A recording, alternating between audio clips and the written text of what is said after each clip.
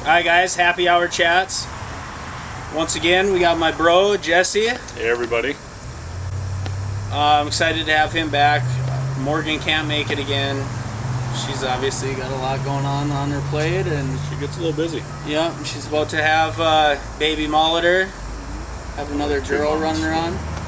Huh? It's gonna be a while. It's like 2 months. Yeah, 2 months. Yeah, don't. Yeah. Alright, so the reason I've asked Jesse to come back is because the topic is fatherhood. And since Jesse is the epitome of fatherhood, Pretty much can't dial it up much the better. quintessential, no, but he's someone I look up to.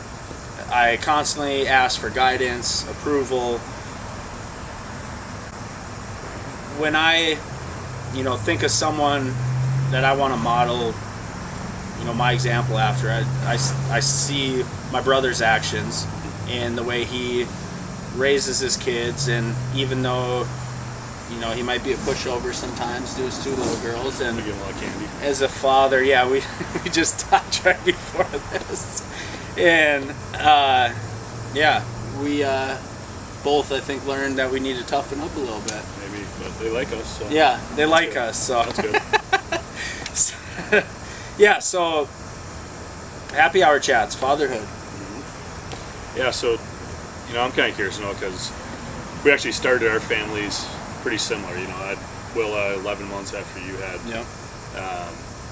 Melrose, but obviously our experiences have been very different, right? And you Absolutely. mentioned, after having Melrose, you're really not even involved for about 9 months. You're kind of, obviously, you're in the drug game, weren't being very helpful, weren't really in our life, and then when you kind of started to straighten up there towards the end, you mentioned you had about 22 months with her that really kind of gave you some insight into, kind of what you're going to miss out on, but also allowed you to appreciate how important this little girl was in your life. So I guess I'd be curious, like, what your experience was like as you were, kind of preparing to go to prison. You knew you had limited time, and just what was that initial transition period like from freedom to prison and knowing you had a daughter on the outside? Yeah, so starting it off, I guess addressing the 9 months, and there's definitely some regrets I have there that I wasn't there sooner. There's definitely regret, but the thing about regret is there's absolutely nothing you can do about it. We can't go back, we can't change anything, and the only thing we can do is start now. So when I think about those first 9 months, I just try not to dwell on it. I still got to experience some of those things that you also can't take away from me. I got to see the first steps. I gotta hear a first word, and I'm thankful that Dad's a lot easier to say than Mama. And so that was really cool. I changed a lot of diapers. I got pooped on. I got peed on. And even though those things are gross, there's still little miracles and little moments of awesomeness, and being a parent is messy sometimes, and I think most people know that. So then I transitioned into prison, and it was tough, because just like anything, when you're in prison, you're holding on to these bits and pieces from the outside. You want to control stuff, whether it's a relationship, whether it's a relationship with a spouse or girlfriend or a kid. And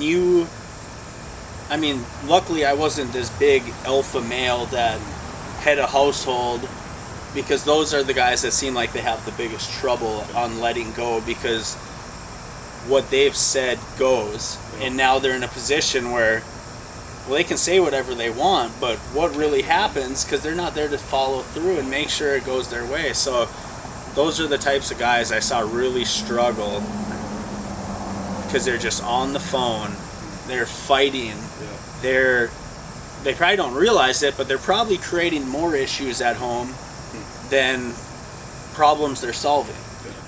So obviously you're not there physically for Melrose because she's back in Minnesota, you're in South Dakota. So what did you do to stay in her life, stay connected, make sure you had that time with her so she knew who you were as she kept getting older? I guess just what were the things you did and things you'd recommend other people do?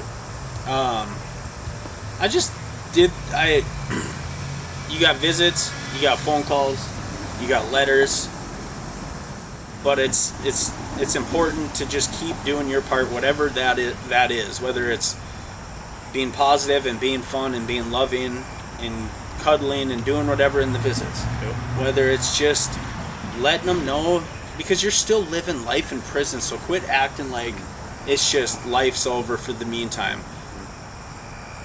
Have a good attitude on the phone.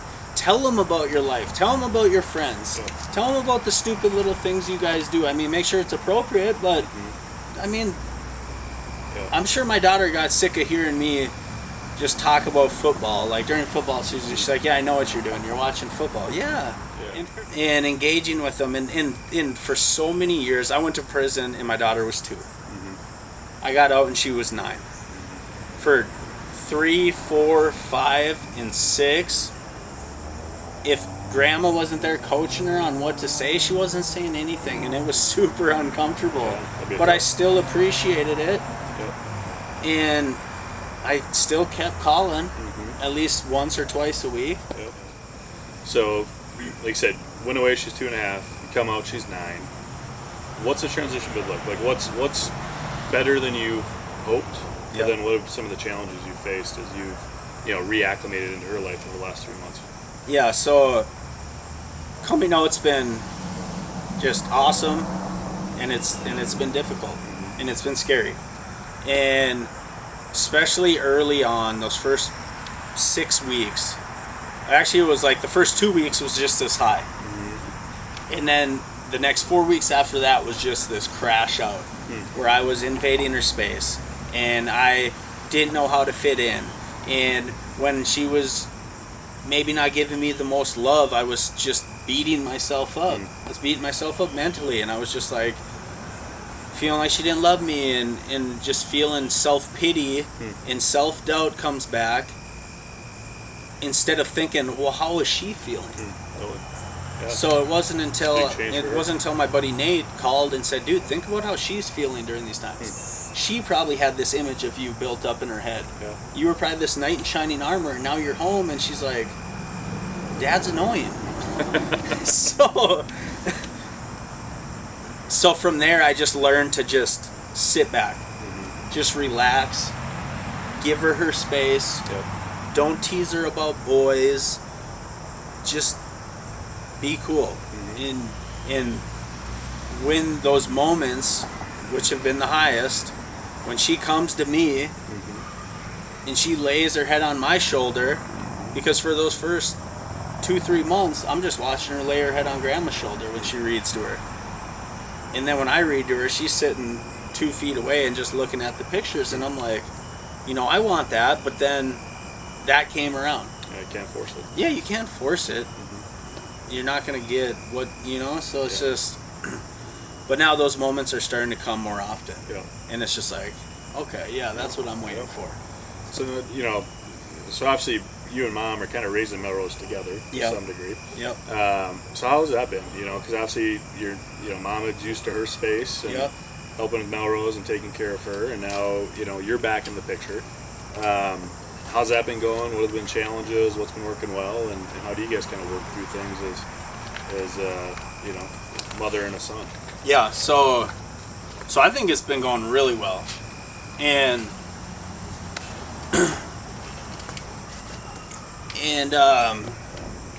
just because when I came out, I'm just like, okay, I'm gonna figure out where I fit in. And that means taking a backseat role. Mom's been the one doing most of the parenting, and so I'm not going to come out and just be like, all right, Dad's home, this is how we're going to do it. So I think it's went as well as it has because I've accepted just that backseat role. All right, I'm just going to back Mom up on whatever decision she makes. And it felt like, everything's great and everything's good, and at first, I was thinking, okay, maybe me and Mom are going to clash a little bit. And at first it was like, little moments of this might not be as good as I thought it was going to be. But then she saw that I was coming with the best intentions. She saw that I wasn't just going to be sitting watching TV all day or playing video games all day, and I think something convinced her, like, okay, he's for real. Yeah. So I think I want to contribute. I want to help. I want to be a part of what's going on. I'm going to help her with her schoolwork. I'm going to help keep her on task. So especially those early months when she was still in school, I was taking so much off mom's plate that I think mom appreciated it. Yeah. So that really helped. But then summer comes, and now we're no longer reading every night. Now we're kind of, so then I like shifted without really realizing it into more of this friend role.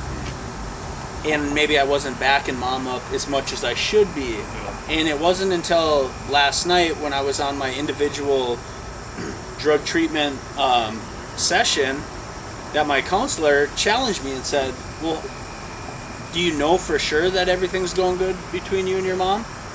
Because maybe she doesn't have the same thoughts, and unless you ask her, you'll never know. And so we get off the phone and I go ask mom, and mom sits down and her body language says like, oh crap. Mm-hmm. She's about to say something, and she's like, yeah, I think you can be doing more. Yeah. I think you need to not get so discouraged when she doesn't, do what you want, or you just kind of give up too easy sometimes. And when it comes to bedtime and you guys are downstairs playing around or watching whatever, I don't think I need to keep yelling down to say 10 minutes. All right, now it's 15, 20 minutes has went by and she's still not up.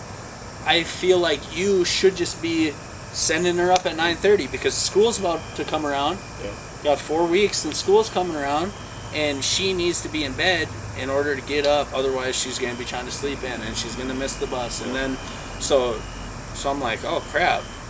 So by me putting myself out there and having this uncomfortable conversation, I learned that I learned things weren't going quite as well as I thought. So it just goes to show you don't know until you ask.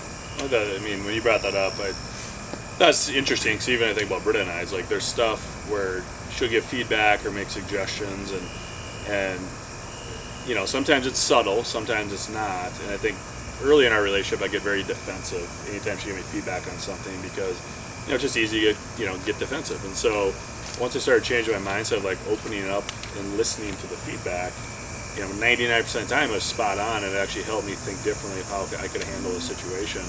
But when you brought that up about mom last night, I'm like, I've never done that with Britta. It'd be interesting to sit down with her and just say, hey, from your perspective, whether it's as a husband or a father, what could I be doing better? And I think that even opens up feedback for couples to think through. Because as you're raising a kid, whether it's with your mom or whether it's with your spouse, it's not an easy battle. And I think that was actually a takeaway I had from our conversation. Like, I might need to do that with Britta to get her feedback and just open that conversation up. So, all right, buddy. Well, I appreciate you. Brown. Appreciate you coming over and filling in again and giving me some good advice and happy hour chats. Cheers. Cheers. Hope you guys got something from it, and don't be afraid to either DM us or drop something in the comments if you've had any type of experience related to this, whether you're the outside looking in or the inside looking out. We'd love to hear your feedback, love to hear your thoughts. If you guys have any more topics, whether it's bringing Jesse back for something or hearing something else from him or Morgan or any more of the contributors to Resilience to Reform. So love you guys. Appreciate you. Cheers. See you next Friday.